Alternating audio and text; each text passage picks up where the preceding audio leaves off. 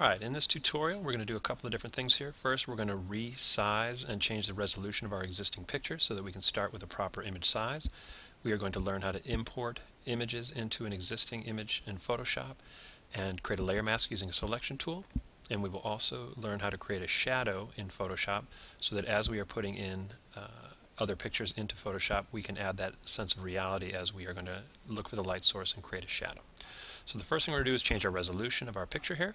If I select my cropping tool, a fast way of doing this is just to go to the width section here, and I want it to be 11 inches. I want my height to be 8.5, so 8.5 IN for inches, and the resolution is going to be 150 pixels per inch. Now, anytime I stretch this box over top of my image, anything within this selected frame will be stretched, cropped, shrunk, whatever, so that it fits at 8.5 by 11 at 150 pixels. So I'm going to first size my image. I'm going to hit the check mark and I'm going to say OK. Alright, the next thing I'm going to do is I'm just going to quickly create a black and white image here. So I'm going to use my layer mask. I'm going to say hue and saturation. There it is. I'm going to turn my saturation down to 0, and that makes it black and white. The next thing I'm going to do is I'm going to bring over my beach ball. So here's my image. I'm going to select all. I'm going to copy. I'm going to go to my beach. Oops. I'm going to paste. There it is. I'm going to use my moving tool. I'm going to show my transform controls. Hold down my shift key.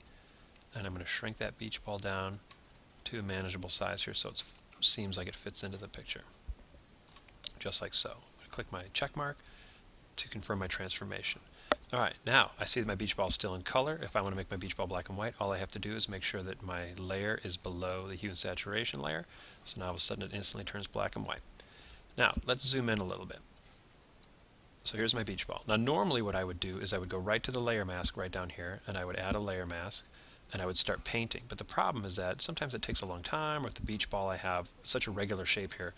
So what I'm going to do is I'm going to use a selecting tool. Now we've used the marquee tool before, but if you look here, the third tool down is the lasso tool. If I hold down on this tool, I see some other brothers and sisters of that lasso tool underneath. I'm going to select today the magnetic lasso. You can practice with some of these other tools, is fine, but magnetic lasso is where we're going to start. Alright, so I'm going to click here with my mouse once, and then I'm going to let go and I'm going to slowly drag my mouse along the outside edge of this beach ball. Alright, and if I go slowly, I don't even have to click my mouse button again. I can just let it sort of stick right to the edge there as a magnet. Alright, so I'm going around the edge here. Now when I get to a point up here, what it's doing is it's finding the difference in contrast between the light and the dark pixels.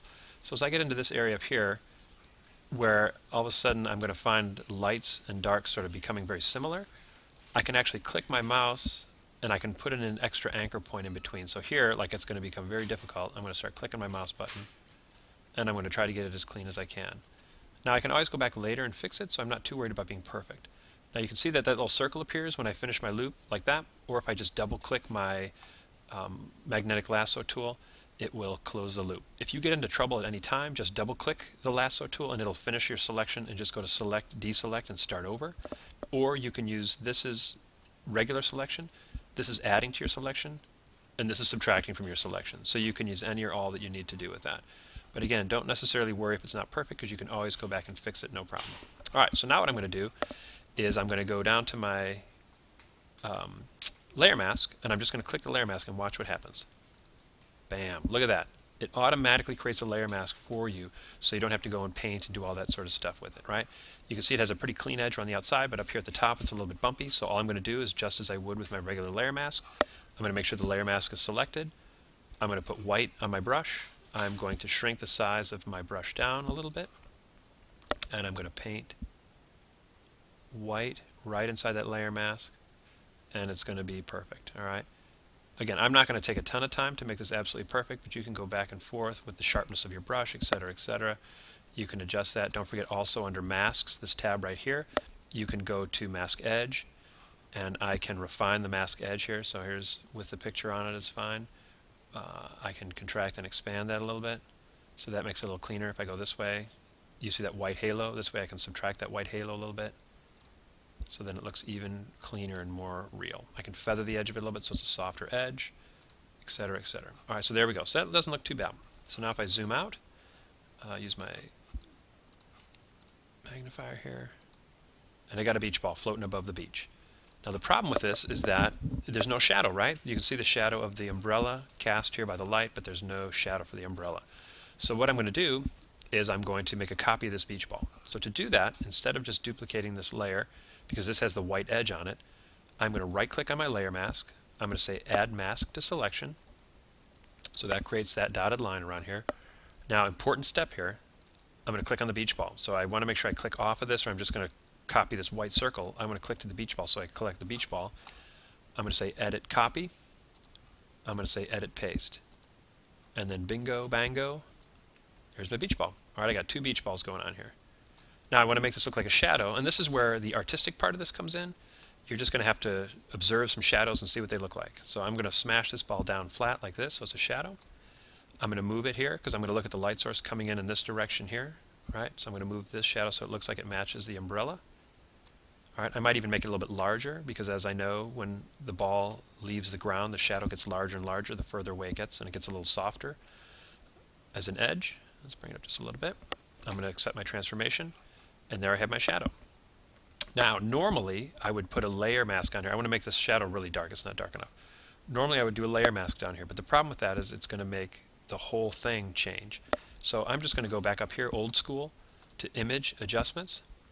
I'm going to go to Levels, and I'm just going to trash this level. So to do that, I'm going to grab the whites here, and I'm going to say I want all output to be black. So that's all I want. I don't want any fessing around up here. Everything, so the only color that's coming out of this is 0, which is black. And I'm going to say OK.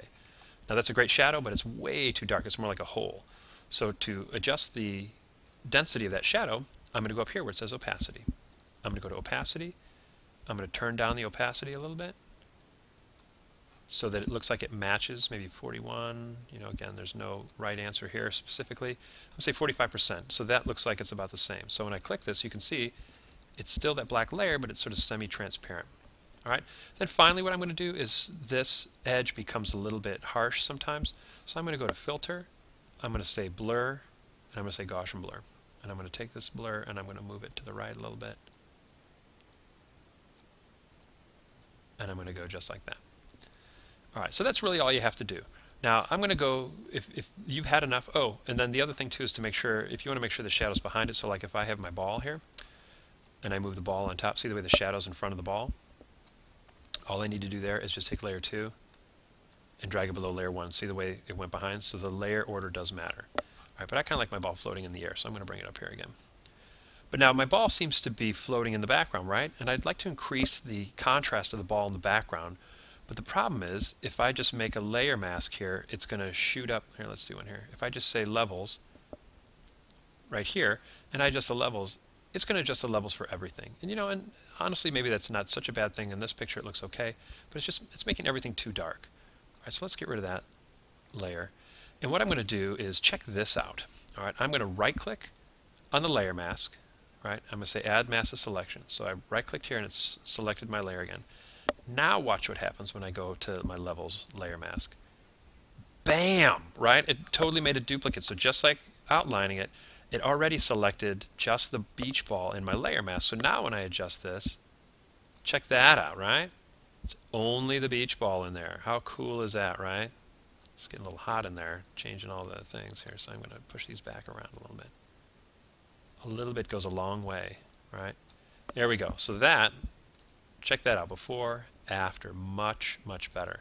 Then also if I want to do anything, you know, like do a super adjustment here, if this is too dark up here, I can go to my layer mask, I can go to my paintbrush, I can go to white, right? Oops. And I'm going to make my brush a little bit bigger. I'm sorry, I want to go to black, and I'm going to paint out up at the top here. So I'm lightening the top and I'm darkening the bottom, right? Now that's obviously way too harsh, so I would adjust my brush accordingly to a softer brush, and I would adjust the opacity of my flow on this down here. Make my brush a little bigger. And so I'm just sort of lightening the top of the ball and the bottom. So here you can see, like down here, you can see I'm smashing that layer mask a little bit. So I'm just adding, so it looks like there's a little bit of a shadow on the bottom of the ball too, the light's hitting it from the top. That's all you got to do. Then when you're done, just remember to flatten your image and then save as a JPEG. and you're good to go. Thanks for listening.